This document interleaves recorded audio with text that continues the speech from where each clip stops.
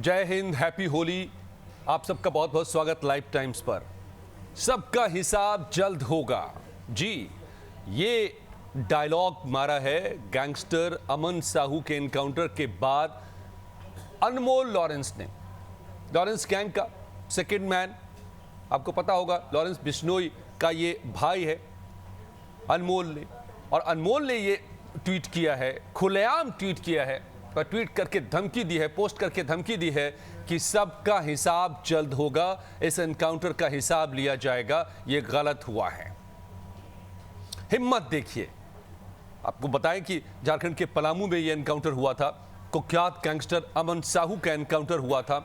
Lawrence Bishnoi gang से ये जुड़ा हुआ बताया जा रहा है। असल में ये अमन साहू बेहद कम उम्र का लड़का, आप तस्वीरों में देख सकते हैं, और बड़ा नाम बन चुका था जुर्म की दुनिया का। इसको आधुनिक हथियार रखने का शौक था और ये लॉरेंस गैंग को आदमी भेजता था, लोग भेजता था। अब बदले में लॉरेंस गैंग से इसे अत्याधुनिक हथियार मिलते थे, जिसका इसे बड़ा ही शौक था। और इन्हीं हथियारों के दम पर ये जुर्म की दुनिया में बड़ा नाम बन चुका था, बहुत तेजी से ऊपर उठा था। लेकिन जैसे ही इसने एनटीपीसी के एक बड़े ऑफिसर को निशाना बनाया, उसकी जान ली, उसके बाद से इसकी उल्टी गिनती शुरू हो गई।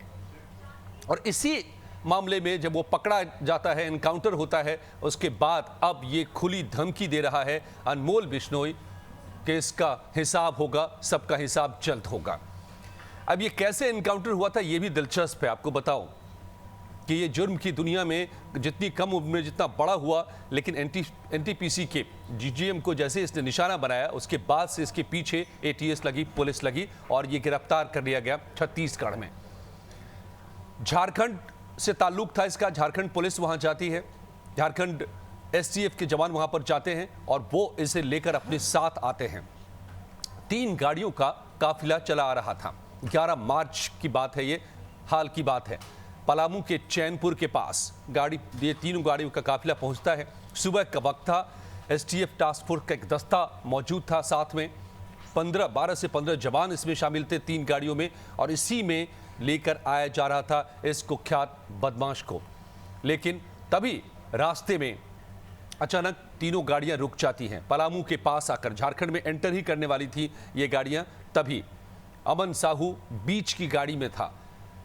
तीनों गाड़ियां रुकी। एसटीएफ के जवानों ने नोटिस किया कि बीच वाली गाड़ी में हरकत हो रही है। सभी वहां दौड़े तो देखा कि ये अमन साहू एक दूसरे एसटीएफ के जवान के पिस्तौल उससे छीन चुका था और भागने की कोशिश कर रहा था। जब उसे रोकने की कोशिश की गई तो उसने गोली चलाई जो एक जवान को लगी और घायल हो गया। उसके बाद तुरंत बाकी एसटीएफ के जवान एक्शन में आए और उन्होंने वही अमन साहू का एनकाउंटर कर दिया। जवाबी फायरिंग में वो मारा गया।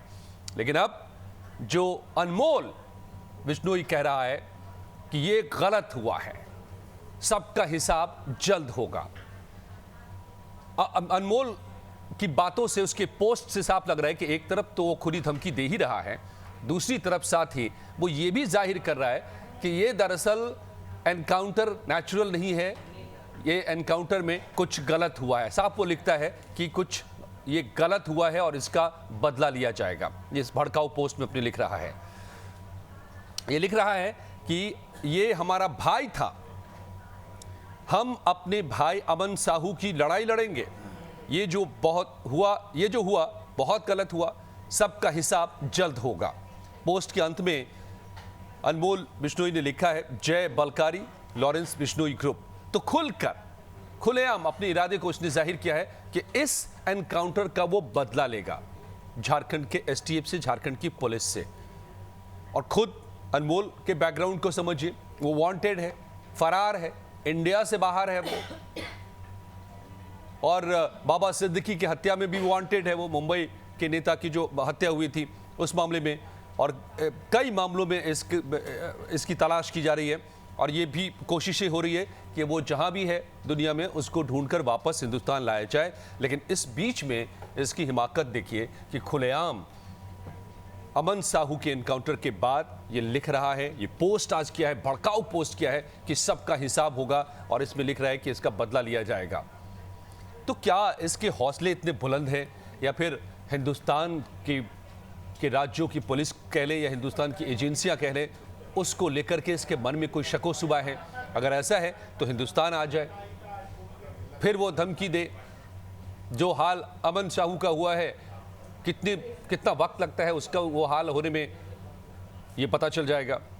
लेकिन फिलहाल जो जिस तरह का ये पोस्ट कर रहा है, जिस तरह की हिमाकत कर रहा है, वो अपने आप में हैरत अंगेज है, दिलचस्प है। और देखना होगा कि क्या अगला कदम ये उठाता है अनमोल बिश्नोई। कहते हैं कि दोनों ही भाई, चाहे अनमोल बिश्नोई हो या फिर लॉरेंस बिश्नोई खुद, जो गैंग का सरगना है, इनके एक इशारे पर हिंदुस्तान में कहीं भी कत्ल हो सकता है। तो क्या कोई ऐसा कदम उठाने की जरूरत करेंगे ये अनमोल बिश्नोई जो खुलेआम धमकी दी है? क्या ऐसा कोई बड़ा क्राइम फिर से हमें दिख सकता है आने वाले दिनों में?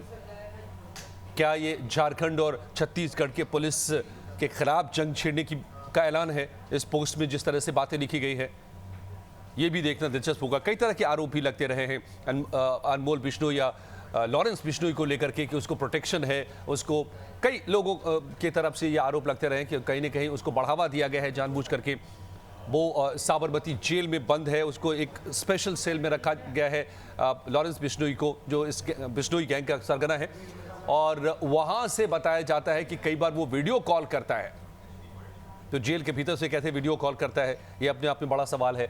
वहाँ से वो गैंग चलाता है, तो ऑपरेट करता है, तो जेल के भीतर से कैसे गैंग को ऑपरेट करता है, ये भी बड़ा सवाल है। और इस तरह के कई आरोप लगते रहे हैं जिसमें ये कहा जाता रहा है, ये शक जाहिर किया जाता है कि कहीं न कहीं उसे पुलिस का भी प्रोटेक्शन है और जानबूझकर जहां भी ज़रूरत होती है उसका इस्तेमाल किया जाता है, पुलिस उसका इस्तेमाल करती है। लेकिन ये सारे आरोप हैं, इसके पीछे का तथ्य क्या है या नहीं है, ये जाहिर है नहीं कहा जा सकता। लेकिन अब जिस तरीके से उसी गैंग का सेकेंड मैन आप कह लीजिए अनमोल बिश्नोई, वो अगर इस तरह से खुलेआम पोस्ट कर रहा है जिसमें एक एक कर सबसे बदला लेने की, हिसाब करने की बात कर रहा है अमन साहू की एनकाउंटर के मामले में, तो उससे एक बार ये आशंका बढ़ जाती है कि क्या गैंग वॉर तो नहीं, लेकिन इस गैंग का वॉर पुलिस के अगेंस्ट छिड़ सकता है क्या? लॉरेंस गैंग का क्या ये कोई बड़ी वारदात को अंजाम दे सकते हैं, दिलवा सकते हैं? क्या ये निशाना बना सकते हैं झारखंड के पुलिस से जुड़े और छत्तीसगढ़ के पुलिस से जुड़े अधिकारियों की, खास करके एसटीएफ की, जिसकी निगरानी में ये इसको लाया जा रहा था अमन साहू को, और उसी दौरान ये एनकाउंटर हुआ? ये तमाम सवाल खड़े हो गए हैं इस पोस्ट के बाद। लेकिन अपने आप में ये पोस्ट बेहद ही भड़काऊ है और जाहिर तौर पर इसको एक दुस्साहस कहा जाएगा, जिसमें साफ तौर पे लिखता है अनमोल बिश्नोई की सबका हिसाब जल्द होगा। तो आपको क्या लगता है कि वाकई कोई ये बड़ी वारदात को अंजाम देने की फिराक में है अनमोल बिश्नोई, या फिर जो एनकाउंटर हुआ है जिसको ये गलत बता रहा है, क्या एनकाउंटर आपको लगता है कि गलत हुआ है या वाकई उसने पुलिस की गिरफ्त से भागने की कोशिश की? हालांकि ये भी सवाल उठे हैं ज़रूर कि जब 12 से 15 की तादाद में एसटीएफ, वो भी सामान्य पुलिस नहीं बल्कि एसटीएफ के जवान थे, वो स्पेशल टास्क फोर्स के बेहद ट्रेंड होते हैं, वो खास तौर से वो बड़े क्रिमिनल्स के खिलाफ ऑपरेशन चलाने के लिए के एक्सपर्ट होते हैं, ट्रेंड होते हैं, पेशेवर होते हैं। तो उनकी गिरफ्त से कैसे ये अमन साहू उनका गन छीन लेता है और उन्हीं पर फायर कर देता है, ये अपने आप में ये थ्योरी कहीं ना कहीं अब सवालों में है और इसी को गलत बताने की कोशिश कर रहा है अनमोल बिश्नोई। हालांकि अमन साहू कहीं से भी सही उसको नहीं ठहराया जा सकता है, उसने बड़ी वारदातों को अंजाम दिया था, जो उनका बड़ा नाम बन चुका था और उसकी तलाश लगातार चल रही थी कई राज्यों में और वो पुलिस के हत्थे चढ़ा था। तो कानून के तहत सजा हर किसी को मिलनी चाहिए जिसने भी जो जुर्म किया हो, लेकिन जो ये एनकाउंटर हुआ है, क्या वाकई इसमें अमन साहू का खुद का हाथ था, वो भागने की कोशिश की, या फिर ये एनकाउंटर ही फैब्रिकेटेड है? ये भी अपने आप में इस वक्त एक सवाल है और इसी पर ये सवाल उठाता नजर आ रहा है अनमोल बिश्नोई। तो देखना होगा कि क्या आगे इस मामले में अगला कदम हो सकता है बिश्नोई गैंग का।